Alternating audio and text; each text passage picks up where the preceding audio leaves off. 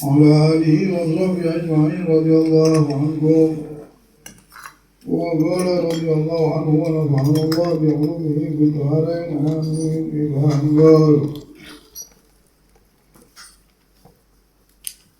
langkah pertama menuju kebenaran adalah menghindari dusta dalam seluruh ucapan. Selanjutnya, kesungguhan ini memiliki jalan masuk menuju setiap amal perbuatan, niat, tingkatan, dan maqam. Pertama kali ngomong kita dulu benar. Pengen melangkah kepada Allah. Langkah pertama menuju kebenaran supaya benar semuanya kita ngomongnya kita dulu benar. Kalau omongan kita benar, insya Allah jalan amalan pun jadi benar. Itulah para aulia sholihin menjaga mereka punya lidah. Karena dari lidah itulah ketahuan orang itu benar atau tidak. Man katsura kalamuhu katsura khata'uhu. Jangan sampai kita banyak bicara. Karena banyak bicara inilah menjadikan banyak salah kadang-kadang. Barang siapa yang ucapannya benar, tak pernah berdusta, tak pernah bohong, maka insya Allah amalan ini menjadikan perbuatannya, niatnya, tingkatnya, tingkah lakunya, dan kedudukannya pun akan menjadi baik. Arti kesungguhan di dalam perkara ini adalah keteguhan hati di dalamnya dan mengerjakan perkara ini dengan cara yang sangat sempurna, dengan segala kemampuan dan semaksimal mungkin secara zahir dan batin, semata-mata karena Allah Subhanahu wa Ta'ala. Mari kita dengarkan bagaimana Al-Habib Abdullah bin Ali Al-Haddad memberikan sesuatu pesan supaya kita selamat. Ini harus sudah, tak boleh main-main lagi, harus sungguh-sungguh. Nah, kesungguhan kita itu muncul dan harus kita tunjukkan pertama kali dari lidah kita. Kalau lidah kita sudah kita bisa perbaiki, tanda orang ini sudah memang mau sungguh-sungguh. Orang kalau sudah sungguh-sungguh benar, mulai lidahnya beda. Ketahuan dari lidahnya. Nah, arti kesungguhan di sini bagaimana? Memang sudah hatinya sudah teguh.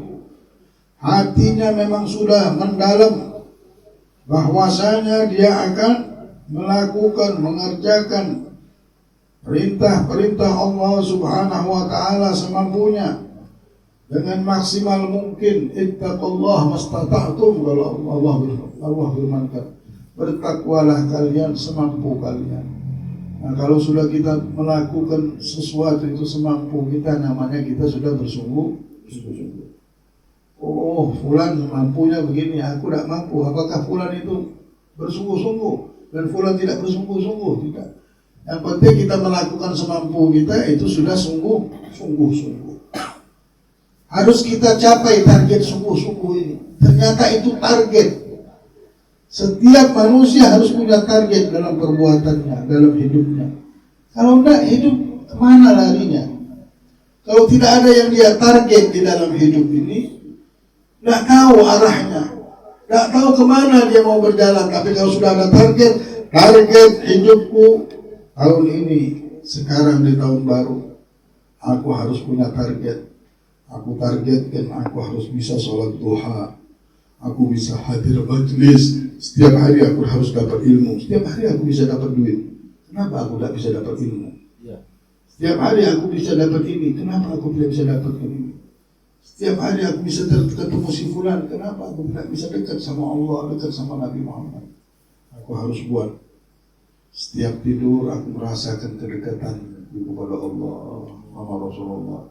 Nah, sudah selesai semuanya, ke masjid, sholat isya sudah selesai di rumah, habis kerjaan mulai duduk sama Allah, duduk sama Nabi.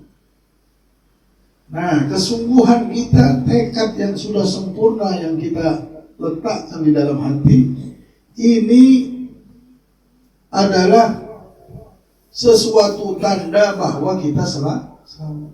Tapi kalau tidak ada tekad itu, hidup tanpa tekad, hidup kosong aja hati.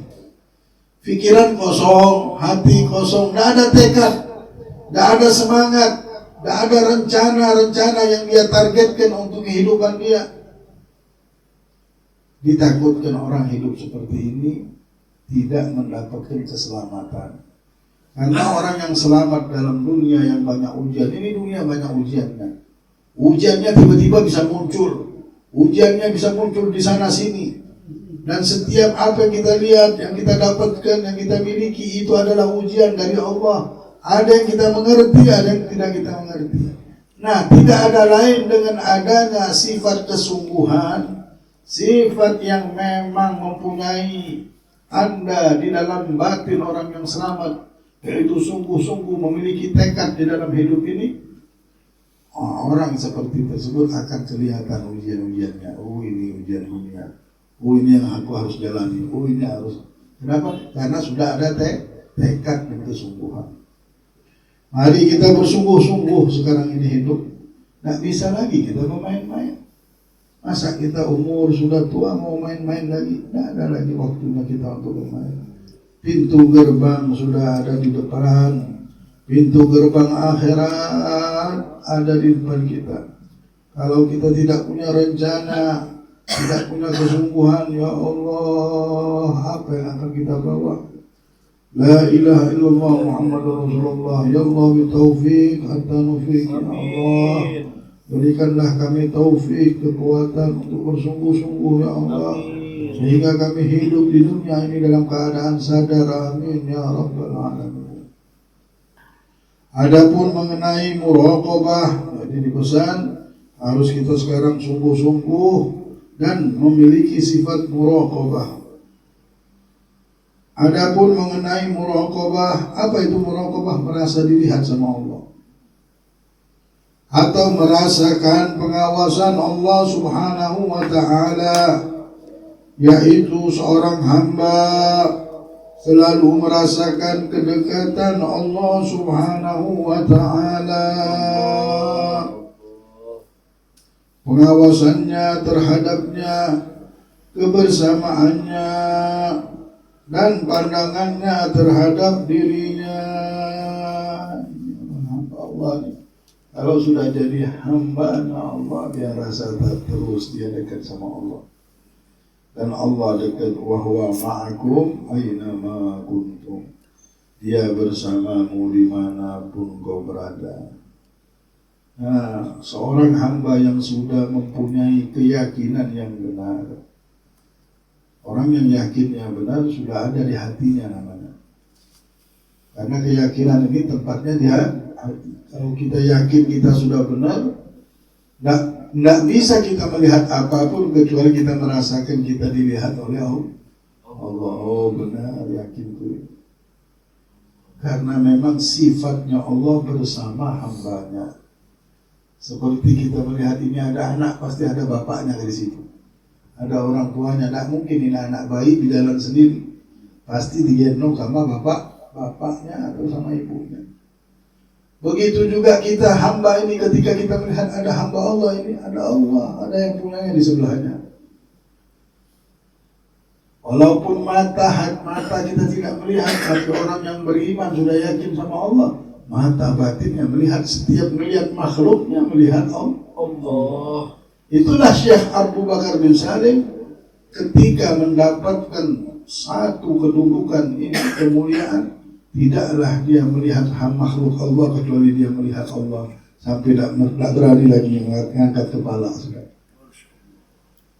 Oh, lihat bentuknya, karena bukan, ini ada satu Allah, tidak ada yang bisa melihat Allah, tidak ada yang bisa kenal sama Allah kecuali Allah.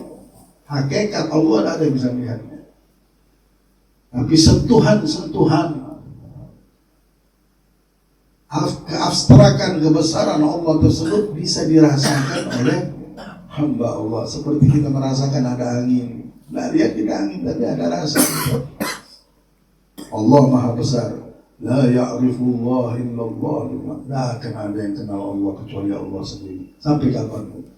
Sampai di surga pun tidak bisa kita Karena memang sempurna Allah. Nggak akan ada satu makhluk pun yang bisa kenal sama Allah. Memang sempurna Allah. Jadi ketinggian sifatnya ini tidak bisa diukur lagi sudah. Kalau bisa diukur namanya Allah tidak maha besar. Ada batas namanya. Ini Allah kekuatannya tanpa batas, kehebatannya tanpa batas. Sesuatu yang tidak bisa dibatasi tidak bisa diukur. Sesuatu yang tidak bisa dibatasi tidak bisa kita lihat hakikatnya. Terus dia dengan kebesarannya, dengan keagungannya, tidak bisa lagi satu makhluk pun mengukur kebesaran Allah. La ya'rifullah illallah. Sayyidina Abu Bakar Siddiq sampai pegang kepala. Tidak ada yang kenal Allah kecuali Allah. Tidak ada yang kenal Allah kecuali Allah. Orang yang lidahnya terus menyebut-nyebut nama Allah. Sampai kalau mau masuk kamar mandi dia letakkan batu dulu di lidahnya supaya takut. Karena takut dia berzikir di dalam kamar mandi. Boleh berzikir tapi tidak boleh dengan menggerakkan lidah. Gerakan hati kita boleh, tapi lidah tidak boleh. Nah, Abu Bakar Siddiq kalau mau masuk kamar mandi dia letakkan batu takut dulu karena sudah lidahnya ini nyebut terus nama Allah, ingat terus dengan Allah Subhanahu wa Ta'ala. Orang-orang seperti ini orang-orang yang merasakan dilihat oleh Allah terus. Enak kalau kita sudah hidup merasa dilihat oleh Allah, merasa bersama Allah, gembira benar. Tidak ada kegembiraan seorang hamba lebih daripada kebersamaannya dengan Allah Subhanahu wa Ta'ala. Allah Subhanahu wa Ta'ala berfirman, wa kana Allah ala kulli syai'in raqiba. Dan adalah Allah Maha mengawasi segala sesuatu. Inilah jalan hidup hamba-hambanya Allah.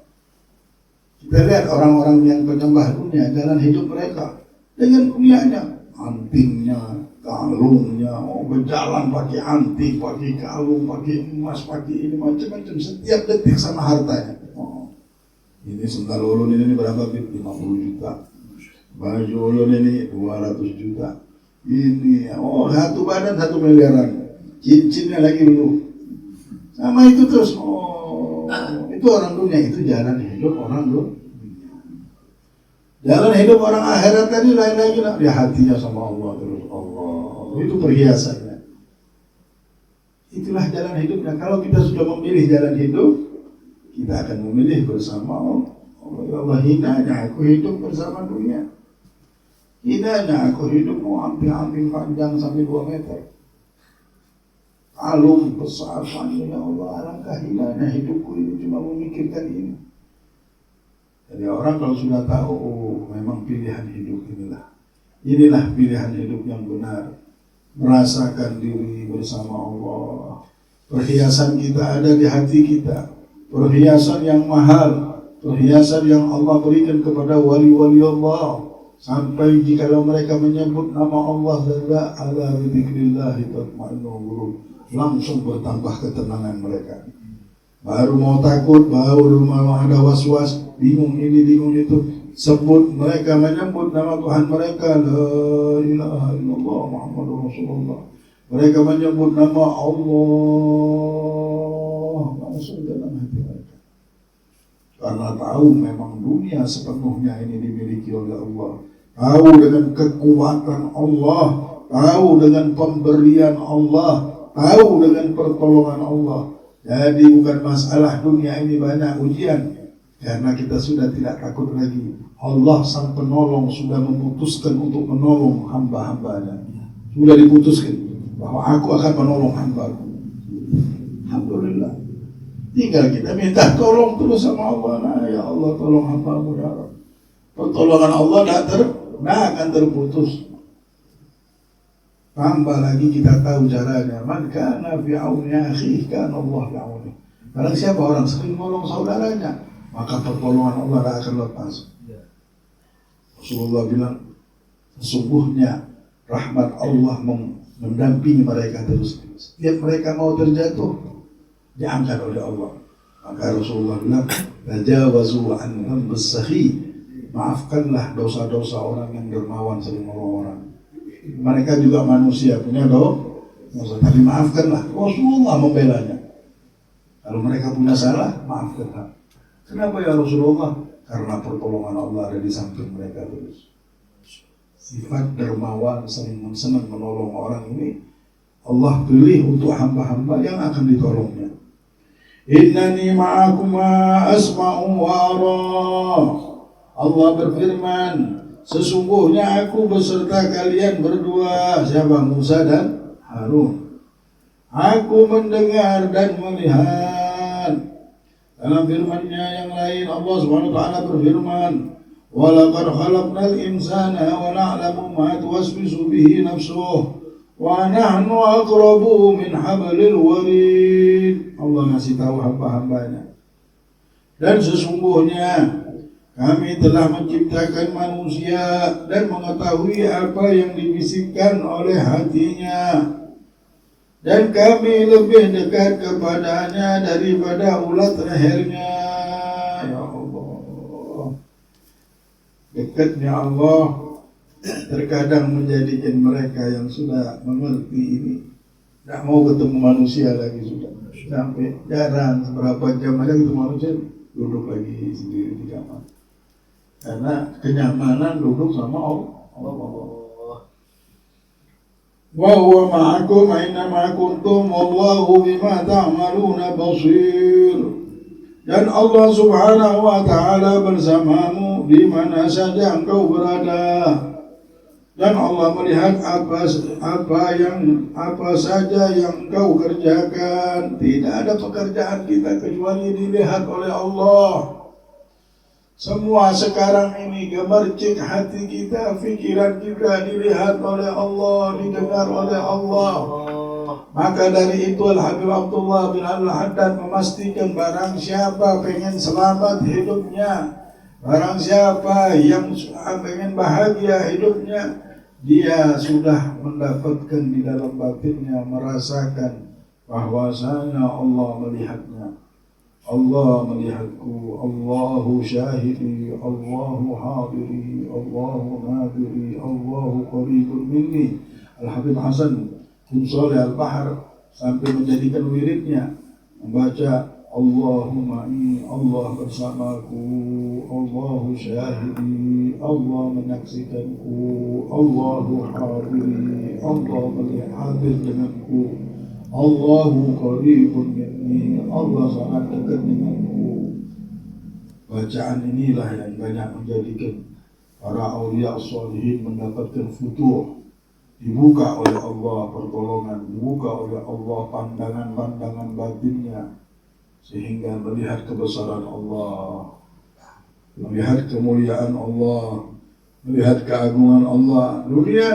Dunia di hadapan mereka hina, sampai dikatakan oleh Rasulullah bahwasanya dia lebih hina, lebih murah daripada satu sayap laler. Satu sayap nyamuk itu lebih berharga daripada dunia ini. Bagaimana bisa keluar dari lidah Nabi Muhammad itu? Karena sudah melihat kebesaran Allah, sudah tahu. Tapi yang tidak melihat kebesaran Allah, tidak tahu dengan dekatnya Allah, bagaimana mau tahu kebesaran? Dia tidak dekat. Yang bisa melihat ini yang dekat, yang tahu ini yang dekat. Melihat dunia ini menjadikan mereka mabuk. Ada urusan dunia, masalah dunia saja datang langsung kebingungan.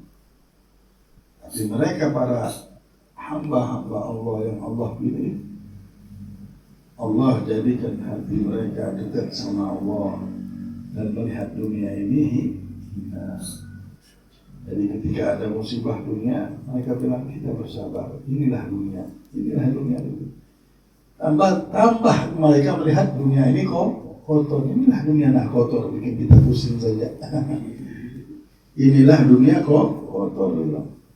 Tapi ketika melihat akhirat, Masya Allah, inilah akhirat, kebahagiaan, keabadian, kenikmatan. Kehidupan yang hak adalah kehidupan akhirat.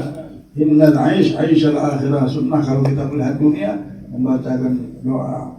Sesungguhnya kehidupan yang hak adalah kehidupan akhirat.